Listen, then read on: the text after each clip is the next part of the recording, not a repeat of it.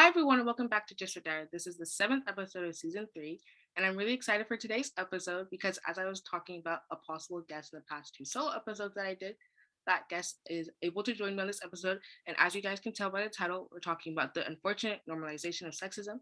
So, like I said, really excited, eager to have this episode actually happen because I know that it's going to be a really good conversation between the two of us.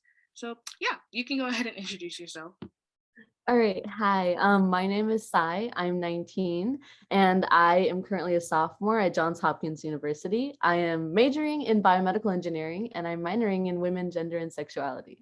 Okay, thank you so much for that. So, yeah, I think that she can bring a lot to this. Oh, bring a lot to the table in this conversation, and I know that it's going to be a good one, like I said before. And per usual, we'll just go into the prompts. So we'll get started with that now. So the first prompt is: in what ways have you experienced sexism before, but it was brushed off as something normal or okay?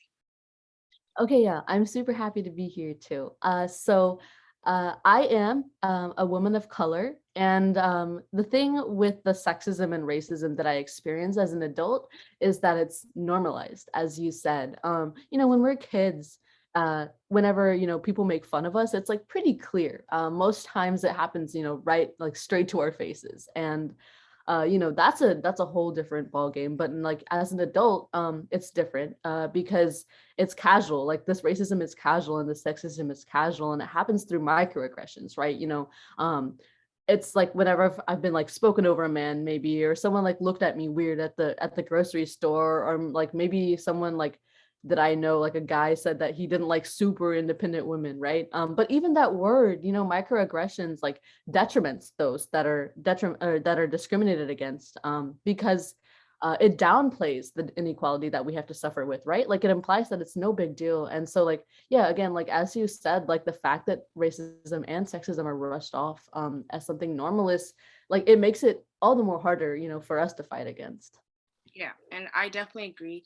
And as you were speaking, I realized that like before, I didn't really think through like with the term microaggressions, and I just didn't really exactly realize that yes, it's literally downplaying like everything that we go into as if it's micro and minor and not a big deal and a small thing, whereas it's an aggression and that's just what it is. Aggressive doesn't need to be like, oh, it's a small thing or it's just like not a big deal, like you were saying. So the fact that I think even that itself, that term has been normalized as, oh yeah, that's just a minor thing, it's a small thing, and no one really thinks through it like that. But the fact that you brought that up is definitely true, and I'm glad that you brought that up because I didn't even realize it myself, but it definitely makes sense. So the next prompt is: has there ever been a time when you wish that you weren't born a female due to the treatment of women in our society?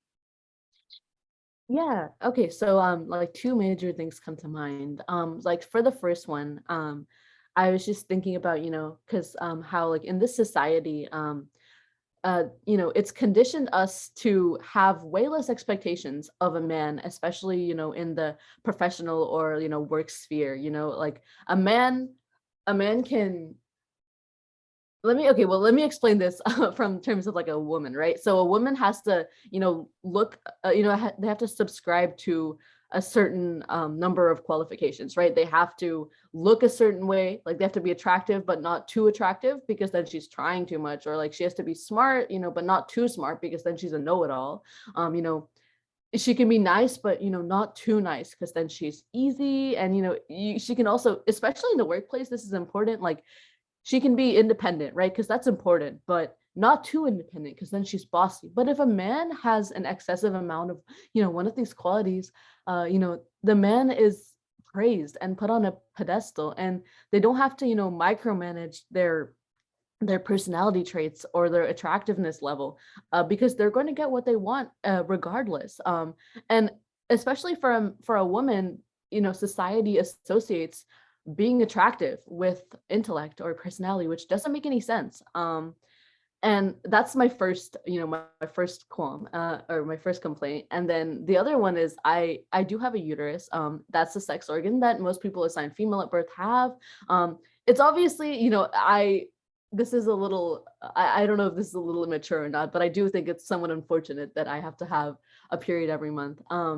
But more like, I think what's more unfair is the fact that I have to go and pay, for these period products that a lot of people with uteruses can't afford. like can't afford to buy. So yeah, that's another thing that I feel like society has placed unfairly on females. Yeah, and I definitely agree. I think for me, there wasn't. Well, I'm still growing up, but like there wasn't really a time where like I kind of wish that I was like a man per se. But I think that there have been times when I was just kind of like, oh, like if I was a man, like I would have it easier. Not necessarily that like I um like wish that I wasn't. Just like I knew that it would be like easier or whatever if I was. And like you were saying with the period thing, like that's definitely another thing.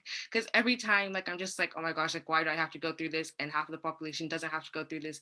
And I like always hate that a lot. But and I don't even think that it's immature, like you saying that. I feel like Mhm. everyone goes through that because like it's just something that I don't think anyone necessarily enjoys, but like the same time I guess we know that that's just how it is, I guess. But yeah.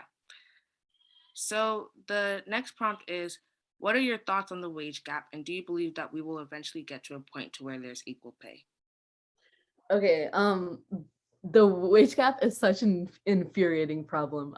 First of all, it's also like self-perpetuating, right? Like women, have been paid less than men for like the exact same profession. Like, so there's this joke, right? Like, oh, you know, it's like something about like I applied to a job and it's, why would you apply to so it's something along the lines of like how like a female doctor is paid less than a male doctor. I don't know if it comes to me, I'll tell you. But it starts from like it started from the whole fact that like men have been going to college longer than women, right? They've also like when women were even allowed to go to college, they were going to, fields like writing or English, which are important. Don't get me wrong, but those are a lot of those areas allowed them to go into teaching, right? Like, so when you like look at elementary schools and intermediate schools and whatever, it's mostly women. Men went into engineering, and that's why they're in the workplace. Uh, and so also like there's the fact that like working women in the US, most women have to take maternity leave at some point to have children. All of these things like culminate to the fact that like employers will pay them less, employ them less, and like give them less hours, right? I honestly will say that I'm not really sure when we'll get to the point where there's equal pay. I know I should be optimistic about this, but sometimes I do feel a little, I will admit I do feel a little helpless because it's like such a gigantic problem, right? And it's so entrenched in our society and our business. And I think the only way that we can fight it, right, is uh, with the people that are being discriminated against. We as women need to fight for equal pay and education, and we'll get closer to our goal. And hopefully we can get there. Yeah, I agree. So when you were talking about how like a lot of times women would go into like English things and things like that and writing and whatnot, and then like men would go into like the science parts, like the math parts, different things like that. It reminded me of when like it was like a few years ago, but like when I was watching Mixed Dish and like season one or something, and how Bo wanted to be a I think a scientist or something along those lines, but at like the school fair or whatever in the show, um they were saying like how the woman should stick to like becoming like newscasters or things like that. And it kind of made me think because like from a small age for me, like I wanted to be like a journalist and be like that like newscaster person. And so it kind of made me think, I was like, wait, am I doing this like because I feel like this is what like women are like supposed to like in that area are supposed to do, whatever. So I had to kind of think about that for myself, but realized that that wasn't the reason why. But yeah, so it's just kind of shown as if like, oh yeah, like women should stick to this, and like they shouldn't try to go into like science parts, like the engineering parts, like you said, and like math and things like that. So yeah, and I think I get what you're saying, but like how you want to like stay optimistic, but at the same time, kind of feel helpless in a sense, which I completely understand, because I think that sometimes when I think about it and I'm like, it's literally 2021 and there's still not equal pay, and that doesn't make any sense to me. You would think that there is, but it's not. At that point, I'm just kind of like, if we don't even have that in 2021 with everything that's been going on, when will we have it? But I guess, yeah, I guess it's good to stay optimistic. And I definitely think that it starts from like continuing to fight against it and fight against those oppressors and try not to just accept it for what it is. Because I think that that may be where it's kind of coming into. Like, even in my head, I'm kind of like, well, I guess that's just going to be how it is, like when I'm older and when I actually get into the workforce. But I've realized now, I guess while talking to you that I shouldn't just accept that for what it is. So Well, I'm glad. yeah. So the next prompt is, how do you feel about the pink tax and why do you think it exists in the first place? So like this is so interesting, right? Because when we initially think of like the pink tax, it's most people, think about the fact that, I have to pay 20 bucks, right, for a pack of tampons or like, something like that. But also it's like it's a much deeper problem. So we as women, right? From a very young age, when you're like watching TV or whatever, like you're gonna see those, makeup commercials or those commercials for clothes and whatnot, right? And we've been force fed this mentality, right? That we have to spend and spend and spend more, right? On like the newest perfume or like the newest, like, I don't know, piece of clothing, in season, or like a slightly different shade of like red lipstick, right? Which is like those are not bad things. Um, but it's like the fact that we are trained to like buy more and buy unnecessarily, right? In order to change our appearance or update our appearance to make it more socially acceptable. But like you look at the men's section in the store, right? There are like three options for shampoo, right? Yeah. And they're all generic and they work just as well, you know? Compared to like when they like put out all these like marketing things to like have all these like different products that are basically the same, but then like for a guy it's not as many, and that's like why they spend less, because it's like it's not like it's as if quote like they don't need as many or whatever, but like you said, it all works the same and it's all the same. But yeah. Yeah, and I'm hesitant to talk about it because I'm not like trying to bash on women who do enjoy like spending a little more on on personal products. That's like really not my goal at all. It's the fact that like it's really the fact that men are not told that they need to care as much about their appearance in order to be successful in life. Like like people value like qualities that they have, like drive and personality and determination, right? And those are really important in the workforce because those are really what make you successful in a professional sphere. But like for a woman, they actually have to feel obligated to do this, right? So it's not just if you want to do it for a personal preference, like society demands it of you. And they're brainwashing women into spending more money. And subscribing to this like extreme capitalist mindset, but they're brainwashing men at the same time to judge women solely on their looks, and really not anything else. So just placing so much value on looks, while some women, like for some women again it's like a hobby or like it's like a personal passion, but for a lot of women it's unattainable, or it's too expensive, and like that shouldn't mean that they can't succeed in other areas of their life. Yeah, I definitely agree. I think that sometimes, or a lot of times, like when women are trying to get a job, then they kind of like subconsciously know that they have to like um put more like effort, I guess, in how they look, but not just like in a, oh, let me just look professional type of way, but like let me try to look like as like really quote like attractive, so that like I can like maybe get this job or something like that. And I think that being that a lot of people like do that is kind of something that's made it to where I guess it's like uh I don't know the word to use per se, but kind of like I guess it's just stuck with the society, I guess. I don't know the word to use, but yeah. Um I totally understand. yeah, thank you. So the next prompt is, have you ever been in an environment, a workplace environment or school where you have seen blatant sexism take place?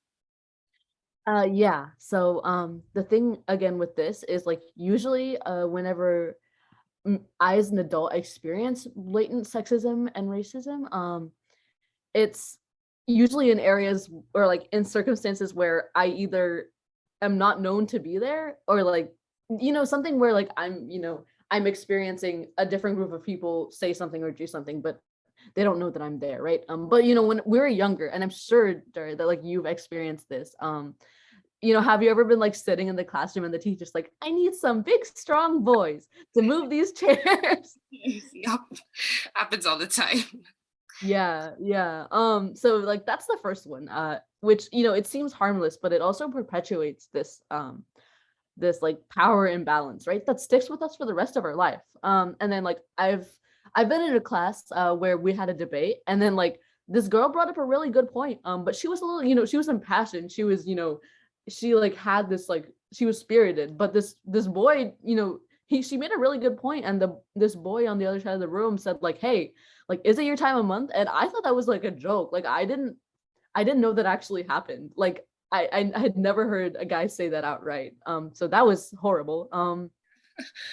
And then I think probably the most blatant experience that I had of you know, seeing sexism happen is like I was, you know, it was a little late at night. I was walking back to my dorm from my friend's house, and I was even like with my boyfriend, so I don't really know.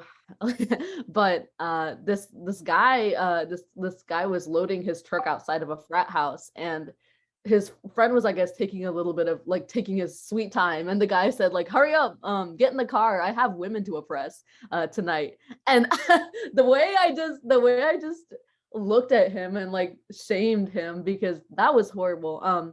You know, those are the three main things, and you know, regularly, especially like in cities, like it's like, again, normalized to be catcalled, and it makes you feel, you know, not great. It makes you feel pretty gross. And as when I was younger, I didn't experience it as much, which I'm thankful for.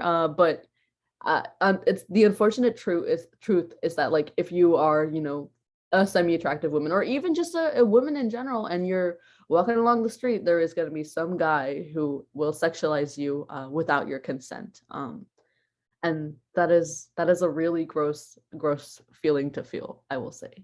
Yeah, I definitely understand. I think that it's just sad and unfortunate because the whole like catcalling thing, like you said, like is so normalized and like it happens all the time. Like if you're just like you said, walking down the street, just trying to like mind your own business, doing like your thing, and then someone will make some kind of crude comment, or that's really annoying. And yeah. So also when you were talking about like the in class thing, like when teachers will say things like, oh, like I need a like strong big boy or whatever to like move these chairs or desks or whatever. That's definitely happened a lot. And I had a misogyny episode that I did back in June, and we discussed that and that as well. But like I definitely think that that's just so normalized because like it still kind of happens now. And it happened like in elementary school and middle school, and like that's already ingrained in like young minds that, oh, like you can't do this because like you're a woman, or you like you're different from men in this sense because like they're not like maybe you're not as strong as them or not as smart as them or different things like that. And the fact that that's put into young minds at such a, like I said, such a young age, that's just really unfortunate, honestly. And that's what carry, like that's why sexism and all these things have, like that's why it keeps going on for such a long time. And that's why I feel like although progress is being made, it's not completely to where we need to be yet because of that, because it's ingrained in young minds at like a young age, at 5, 6, 7 years old. And that's why it keeps continuing on today. The next prompt is the under the rug racism within the female sex, the quote model woman being a white woman with straight hair. What are your thoughts on that?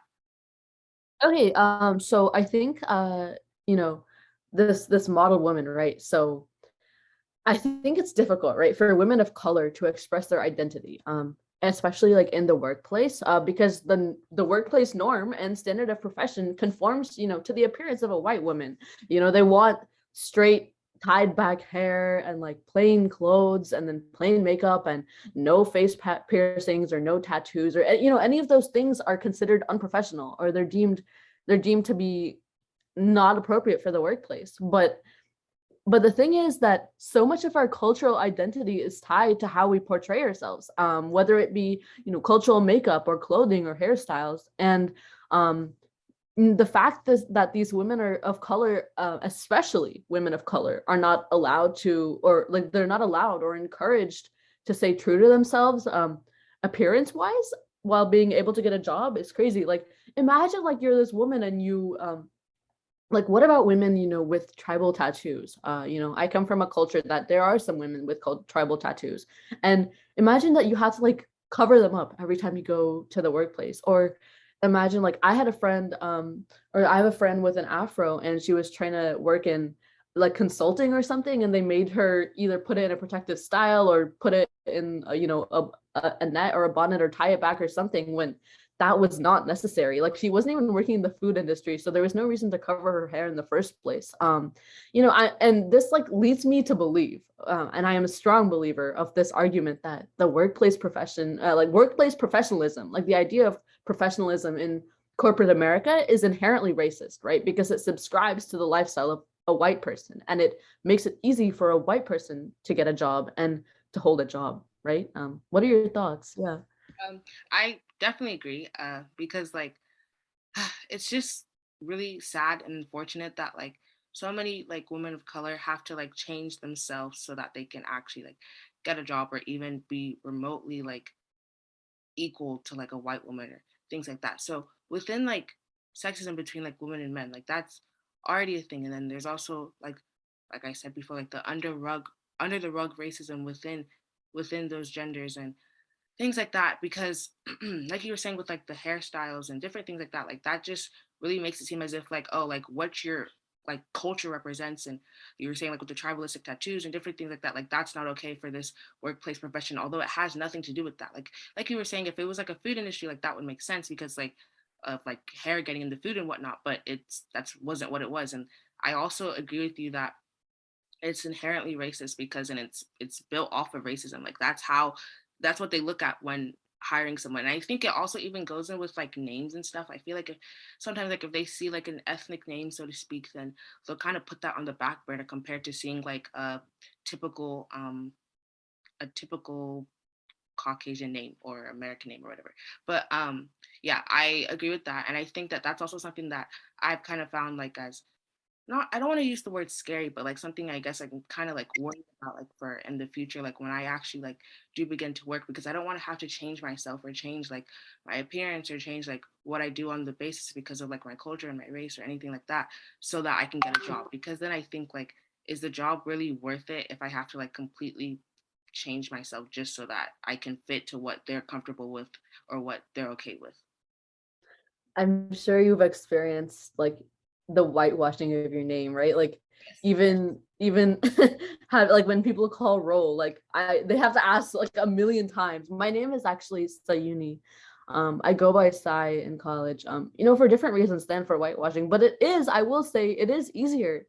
People are a lot more comfortable referring to me at like what by my name. Which and then my last name is Dharmasena, which again people have a hard time saying and they make a big deal about it. And it is scary because on like job applications, as you said, like what do I look like to them? And especially people with like cultural names. My boyfriend's name is Jabari, and I don't know if you know him.